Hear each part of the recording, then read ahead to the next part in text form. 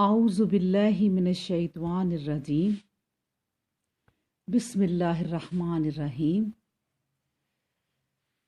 अल बकरा और आयत नंबर 75 अल्लाह के फजलो करम से इसकी तिलावत करते हैं। व इज़ कतलतुम नफ्सन फद्दरातुम फ़ीहा वल्लाहु मुखरिजुम मा कुन्तुम तक्तुमून। व इज़ और जब कतल तुम कत्ल किया तुमने नफ्सन एक नफ्स को फद्दरा तुम फिर एक दूसरे पर डालने लगे तुम फीहा इसके बारे में वल्लाहु और अल्लाह मुखरिजुन निकालने वाला है माँ जो तुम थे तक्तुमून छुपाते। अल्लाह अकबर। अब देखें इस आयत में जो मैंने आपको वो शुरू में सारा वाकया पहले ही आपके सामने एक गाय का रख दिया था और चचा भतीजे का, लेकिन मैं आपको ये भी वाज़ेह कर दूं कि जो वाकया लिखा गया है किताबों में, यानी गाय को ज़िबा करना, फिर उसका टुकड़ा लगाना, फिर मुर्दे का बोल उठना, और फिर वो एक चचा को दिखाया गया, फिर उसके भतीजे को कि वो एक बहुत अमीर शख्स था और भतीजे का दिल बेईमान हो गया। ठीक है, ये बाज़-औक़ात उस ज़माने में यानी इसराइली कहानियाँ थी जो हमारी तफसीरों में अटैच कर दी गई हैं, और इससे बाज़ कहानियों से सबक भी मिलता है। तो बात यह है कि अल्लाह जो मकालिदुस समावात वल अर्द, जो ज़मीन व आसमान के तमाम चीज़ों का मालिक है, उसी के हाथ में तमाम कुंजियाँ हैं। वो कोई कुछ भी कर सकता है और कोई मुजज़ा भी दिखा सकता है। लेकिन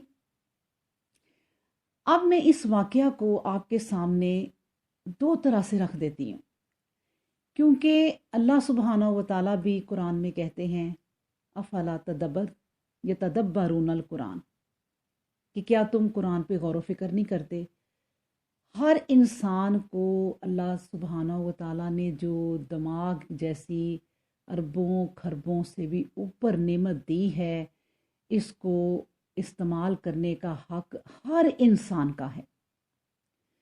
जो इंसान अल्लाह तबारक व तआला की कोई भी आयत पढ़े और उस पर अपने लिहाज से जो उसकी अपनी ताकत है गौर व फिक्र किए बगैर ही गुजर जाए, तो इसका मतलब है कि उसने कुरान का हक अदा नहीं किया।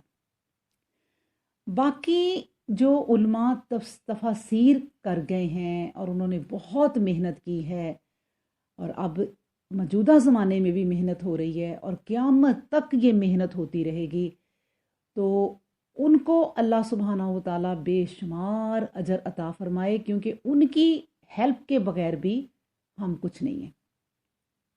बहरहाल मैं ये आपके सामने वाक़या जो है वो दो तरह से ही रख देती हूँ अपनी ताकत के मुताबिक, और अल्लाह सुब्हानहू व तआला जो है वो सिरात मुस्तकीम रब्बी यहदियानी सवा सबील, वो सही रास्ता दिखाने वाला है, और वो कबूल करे हमारी कोशिश को।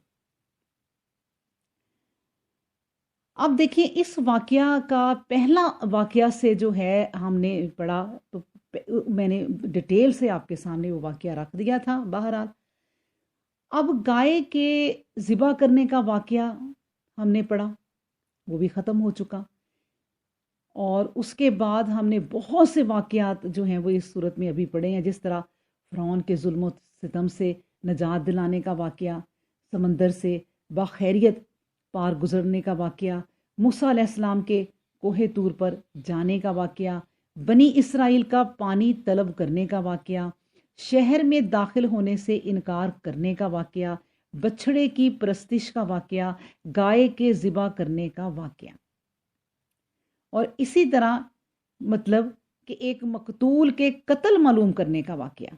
اب جو ہمارے سامنے ہے کہ وہ از قتل تم نفسن فداراتم، پھر جب تم نے ایک جان کو ہلاک کر دیا اور اس کی نسبت تم آپس میں جھگڑنے لگے، فداراتم فیہا، اس کی نسبت تم آپس میں جھگڑنے لگے، واللہ مخرج ما کنتم تکتمون، اور ایک دوسرے پر الزام لگانے لگے، جس حقیقت کو تم چھپاتے تھے اللہ اس کو آشکارا کر دینے والا تھا۔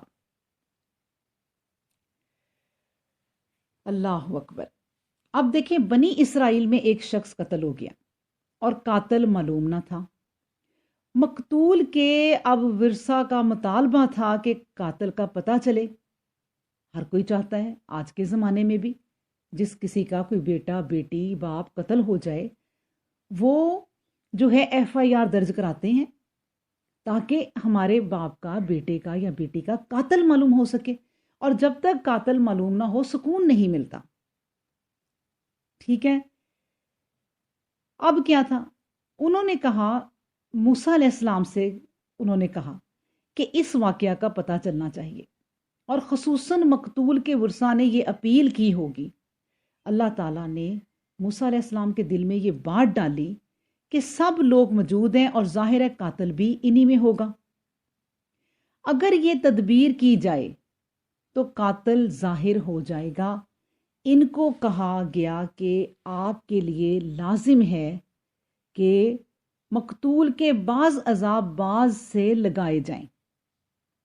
یعنی میں یہ واقعہ آپ کے سامنے اس طرح بھی رکھ رہی ہوں کہ مقتول کے بعض عذاب بعض سے لگائے جائیں تو قاتل معلوم ہو جائے گا، کیونکہ یہ لوگ قاتل نہیں ہیں، وہ بسبب یقین اپنی بے جرمی کے ایسا کرنے میں کچھ خوف نہ کریں گے۔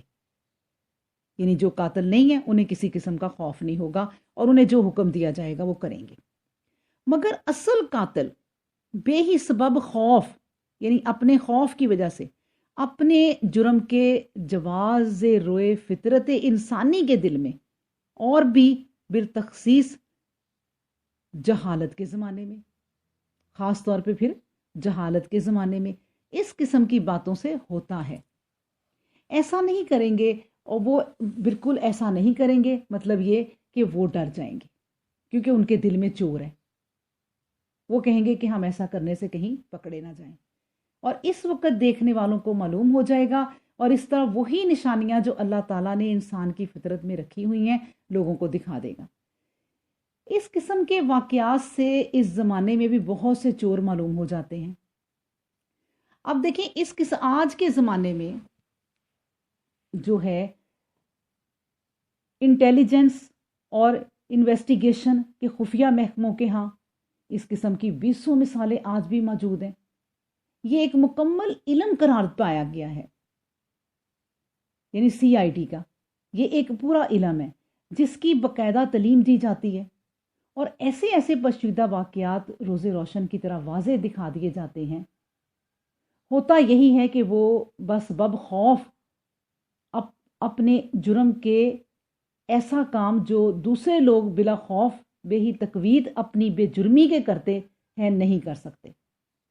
بس یہ ایک تدبیر قاتل کے معلوم کرنے کی تھی، اور اس سے زیادہ اور کچھ نہ تھا، کیونکہ اس طرح کی تدبیر جو ہوتی ہے اس کا کیا مطلب ہے، چور کی داڑھی میں تنکا۔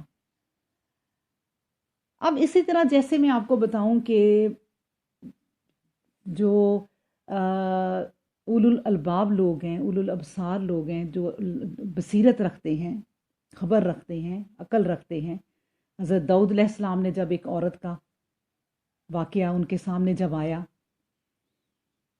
کہ 2 عورتیں تھیں، کھیت میں کام کر رہی تھیں، ایک کے بچے کو شیر اٹھا کے لے گیا۔ اب ایک چھوٹا سا بچہ، دونوں کے چھوٹے چھوٹے بچے تھے، ابھی دودھ پیتے، اب دونوں عورتوں میں جھگڑا ہو گیا کہ یہ میرا بچہ ہے، اس نے کہا نہیں یہ میرا بچہ ہے، تمہارا بچہ شیر لے گیا، اس نے کہا نہیں تمہارا بچہ شیر لے گیا۔ داؤد علیہ السلام کی عدالت میں ہر زمانے میں عدالت ہوتی ہے فیصلے کرنے کے لیے۔ پھر داؤد علیہ السلام نے کہا کہ انہوں نے جب بہت جھگڑا کیا تو انہوں نے کہا کہ ایسے کرو، تلوار لے کر آؤ اور اس بچے کو میں آدھا کر کے دونوں کو دے دیتا ہوں۔ आधा आधा।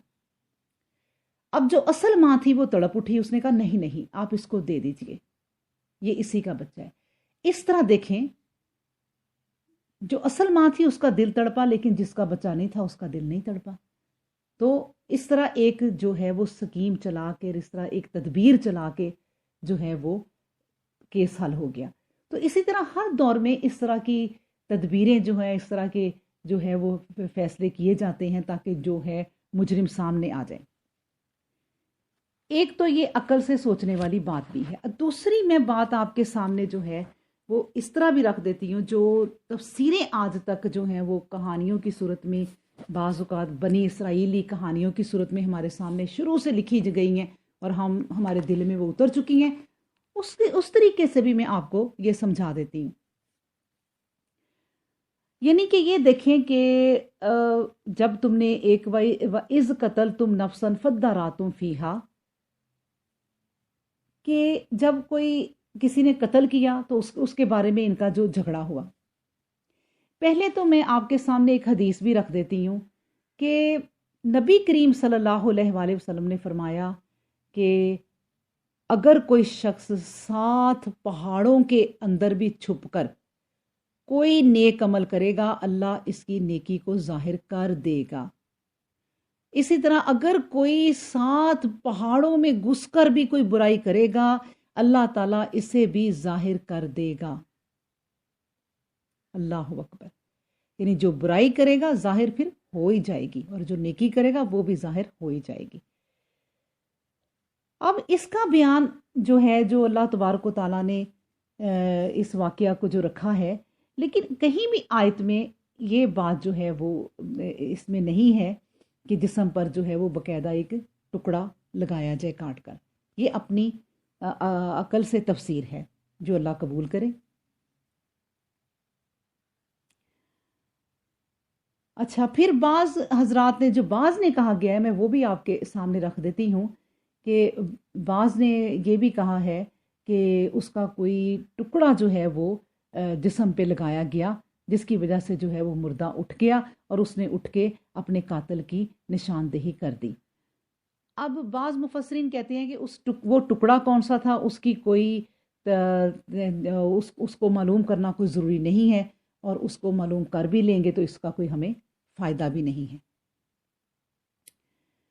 तो इसलिए अल्लाह सुब्हाना व तआला ने जो इस आयत से, एक तो व इस कतल तुम नफसन फद्दारातुम फीहा, जिससे तुमने झगड़ा किया एक को करके, तो उसके तरीके अल्लाह सुब्हाना व तआला ने बता दिए कि किस तरह मालूम किया जाता है।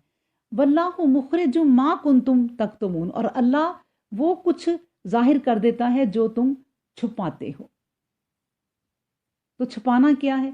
यानी अल्लाह सुब्हाना व तआला ने जो उन्होंने छुपाया वो सामने जाहिर कर दिया, जिसको तुम छुपाते हो। और बेहतरीन हदीस जो है वो इसके लिए मैंने आपके सामने रख दी है कि ना किसी की नेकी जो है वो छुप सकेगी और ना किसी की जो है वो बुराई ही छुप सकेगी। अल्लाह अकबर।